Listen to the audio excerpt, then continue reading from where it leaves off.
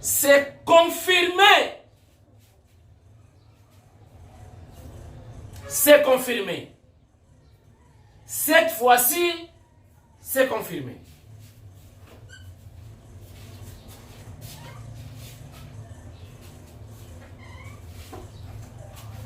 Chers internautes, c'est vraiment confirmé.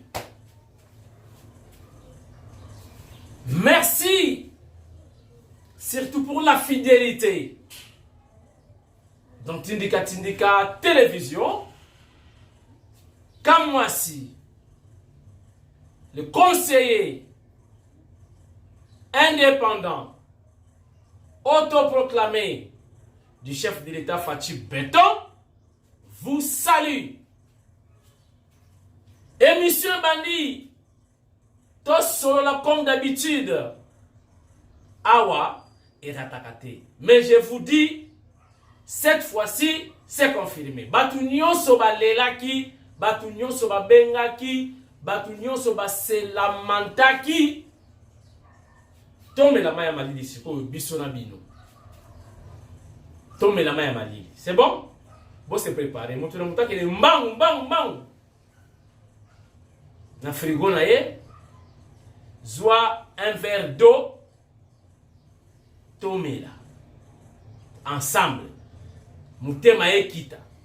Monte pelaki. Bafiti babimi. Mobulu e bimi. Nyonso e bomba kine mitema ya batu e bimi. Tomelana nous mai ya malili biso na bino avant to banda émission pour epsa bino ni nango eza confirmé pour lelo fara bafundi e na papa bafundi e na mama e pa wapi yo mona papa boya mwana elelelele pona makambo ya biloba loba mama pona makambo ya songi mama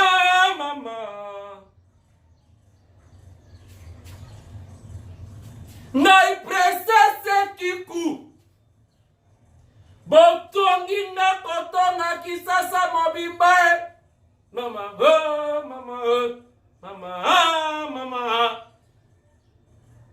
bafundi e na fachi bafundi e na beton e pai wapi yo mona beton aboya mwana elelelele pona makambo ya biloba loba mama pona makambo ya songi mama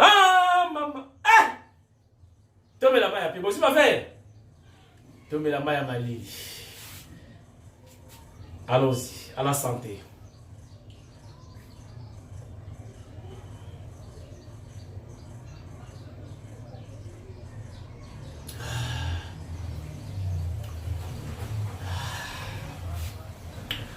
Voilà, total ananou vidéo oyo interpellé batu nyonso. Bota la vidéo oyo nakoloba eloko te. Dans la vidéo, tirer conclusion, ça la analyse, ça veut dire quoi? Et c'est arrivé comment? Et ça, non comment. Oh, non comment. Non comment. Donc, non comment. In English. Chers internautes, regardez la vidéo. On se retrouve tout juste après pour la suite de cette émission avec Molobeli. Car moi c'est Chilombo dans Tindika Télévision. Regardez.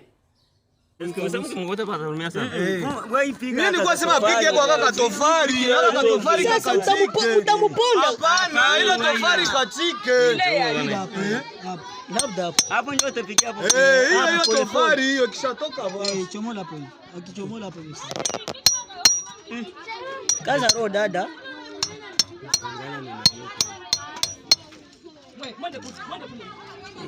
Hiyo tofali. Angeanza kwa hiyo ya yulu. Mwalimu, tia sa marto hapa, tia Piga ya yulu. piga sa hiyo ya yulu kwanza. Achomole tu hapo. Hapana, apige kutoe kwa ya yulu. Maana ndakuwana, wewe panda tu. Sema toka hapo kweli. Wewe pigia sa mwa yulu, poste hapo. Hiyo tu, poste mwa yulu pale.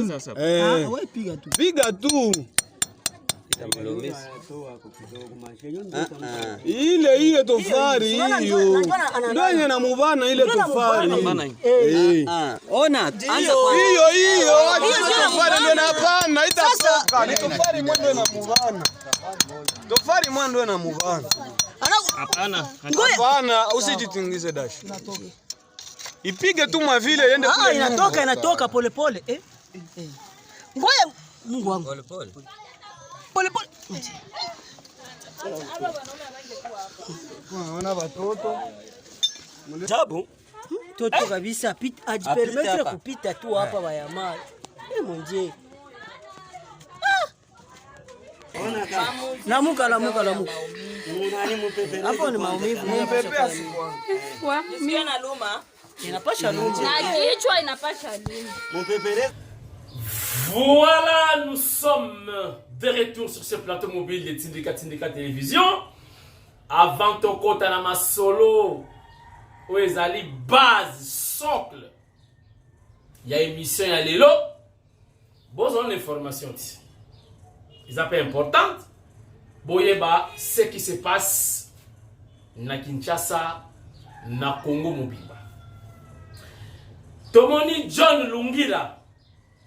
Je crois que le positionnement en tant que journaliste, tout le monde a publié na page je crois Twitter comme quoi que Mobali ya maman Agnès Tshisekedi a porté Jean-Marc Akabound plainte dans la cour de cassation pour ndenge ba policier ba kende qui menacer chauffeur na garde républicaine et puis Mutuka ils a endommagé. Donc c'est à vérifier si c'est vrai ou c'est une fausse information. On a confirmé. Donc la cité source, c'est John Lungira. Et dans la même source, à l'obéli que la garde républicaine Ouana, qui menacée, il peut apporter plainte pour la menace qui est Mandoki. Polémique sur la photo du chef de l'État dans le bus où il y a PC étudiant. Ngana olobanini. Oh photo longwa boina mais photo longwe mais batutu na mutu ba yebi ke da ba fi ba bis oyo chef de l'État PC étudiant. Et c'est nango. Ndenge mituka oyo ba député le kaka wa photo Félix Ezalakate mais batutu ba benga ngo merci béton. Batutu ba yebi ke Fatim ta pesa ba député. Donc, il n'y a pas de débat. Étudiant a eu parole devant le chef de l'État à ABC Mokonzambo kaba wifi botiela ba étudiant et ça la raté. Na yebi sakabino. Fachi béton. Batu fo ba banga kayo. Na ko respecter yo, na ko banga kayo. Sikoyo batu wana ba kotia ba wifi na ba université, wifi ça la raté. Oui, bisa ki ba étudiant faut ba ko reconstruire ko bongisa ba homme et tout et ataya et loko mongisa ba malati. Ba tout siko ba yina ba projet wana. Bon, ce qui mbongo bima ou pas, je ne sais pas encore. Ce qui mbongo bima te, pourquoi mbongo bima te? Maka manga yango to zongi susu. Ndenge ngona francophonie. O chiyo yo muyibi ayiba na yebe ba pesa mbongo te.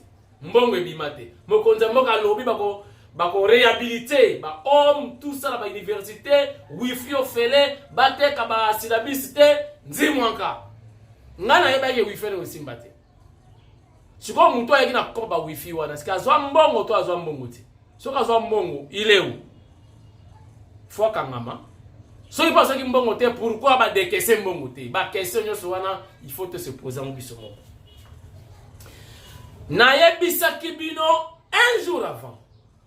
Gouverner, c'est prévoir. Surtout du côté sécurité, il faut toujours anticiper.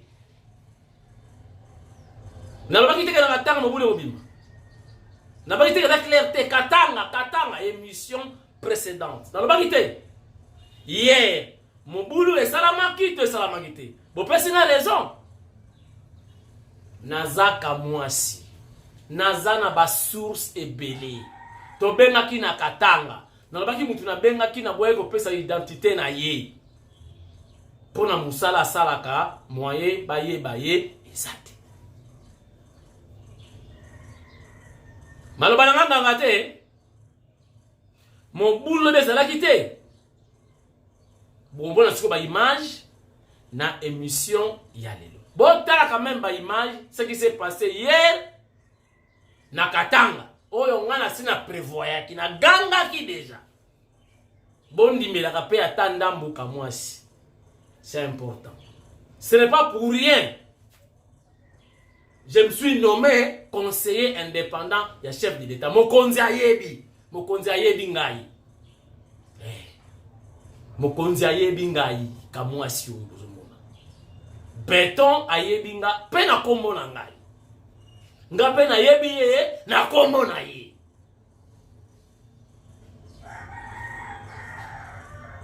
bakobenga nga te baolongola kombo wana ya conseiller indépendant mokonzi akoba botika ye il est réellement mon conseiller mais indépendant sans salaire.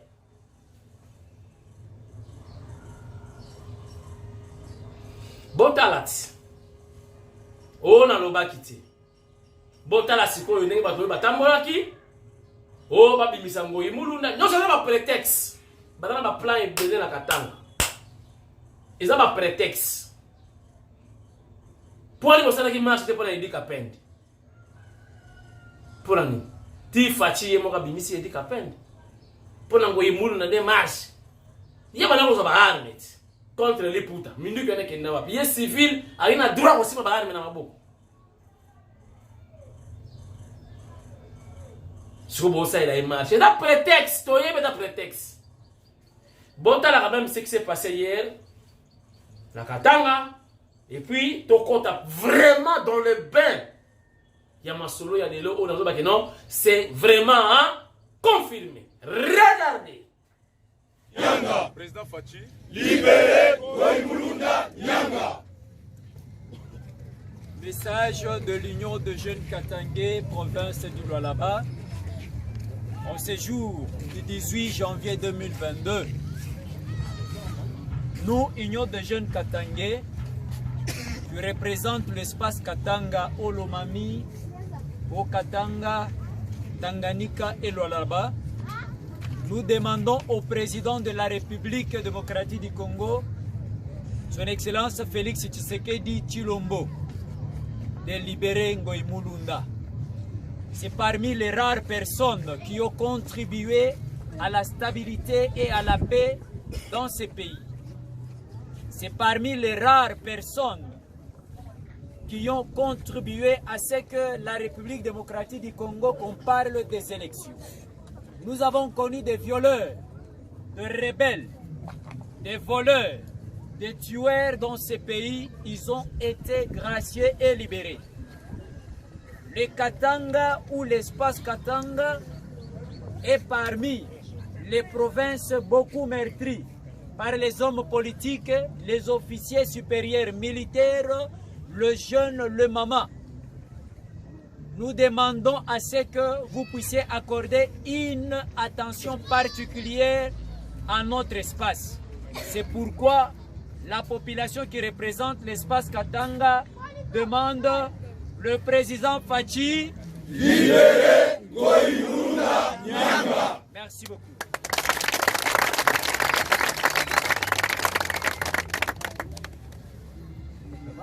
Tout à fait. Merci beaucoup.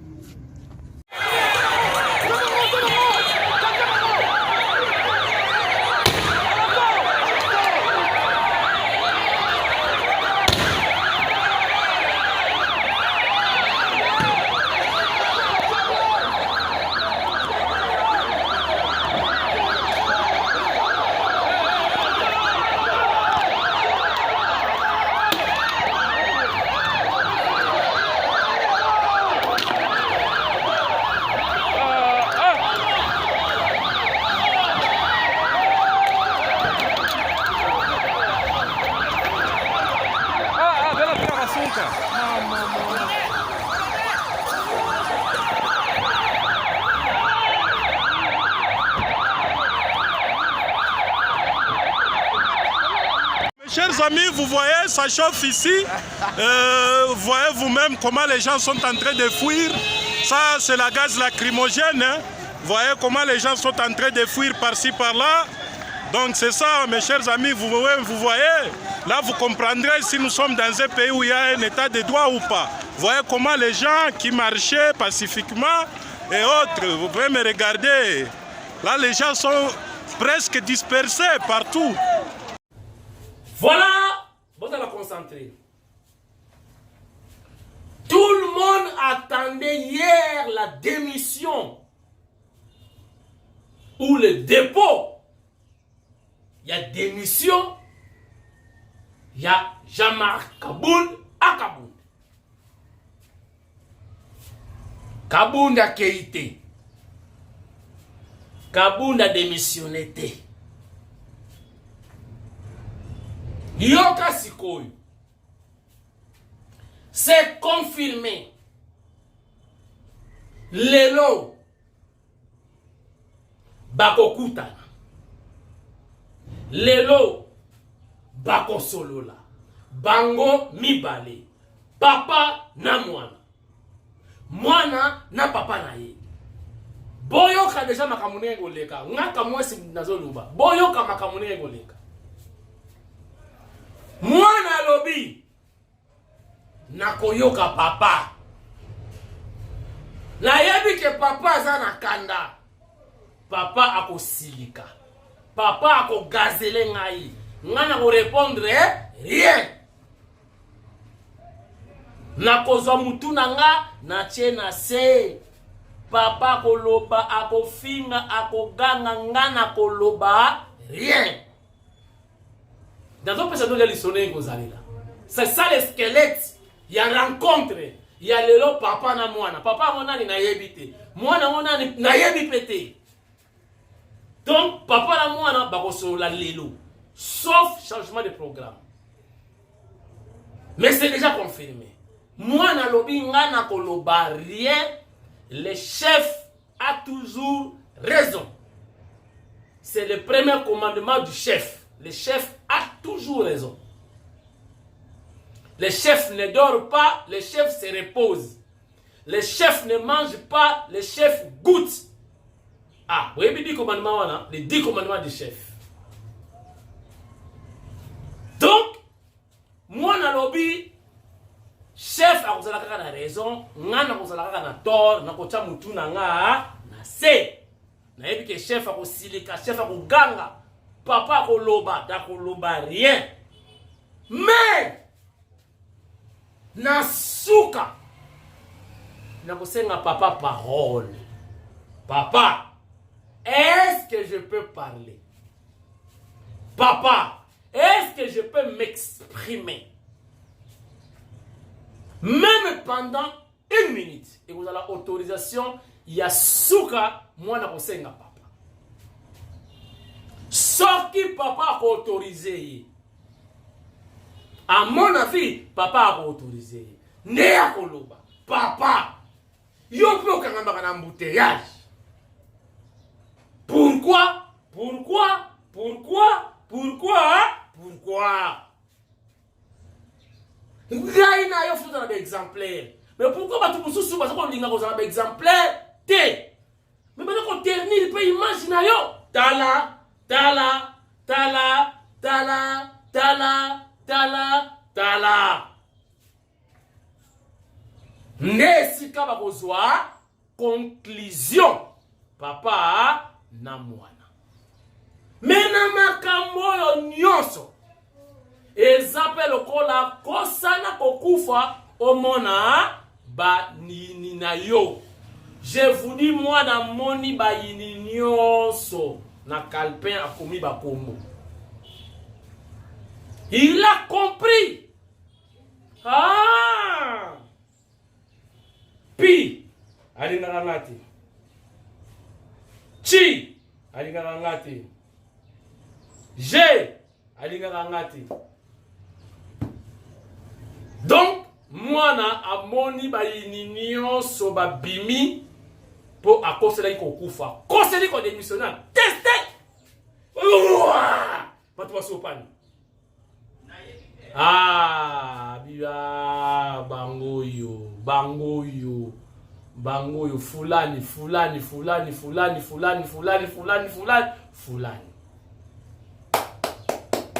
Merci, toi Sakidila Wabuni. Pare tombe pe et kozala. Émission ici la raté. Et s'il est pas pas de commentaires. Je crois, Boza Mikolo, c'est de la ndragogie. Émission moko pédagogique. Mutu na mutu, azwa oyayi. Et suyo, je crois que na ba koma batutea. Na lobi kaka na pesi ba conseil.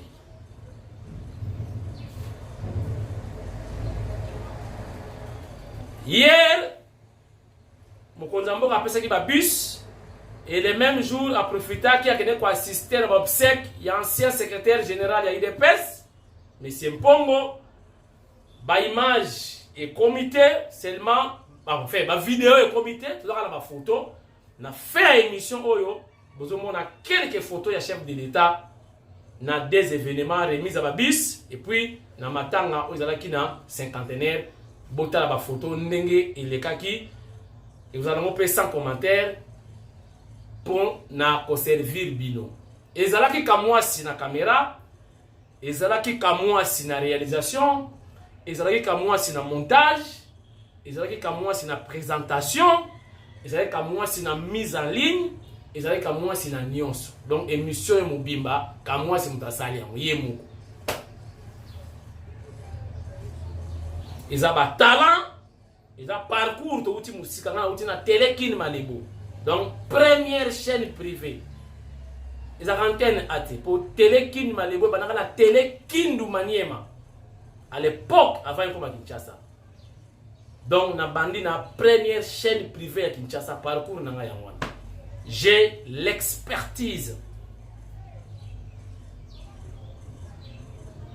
Tout ça, là, Marius Muunga, tout ça, là, Charlie Moussoui Mai, tout ça, là, Yamas Masumu Madialufuma, tout ça, là, Babel Mpongo, tout ça, là, Belé, Paulette Kimuntu, Baza Ebele, Sarada Cruz.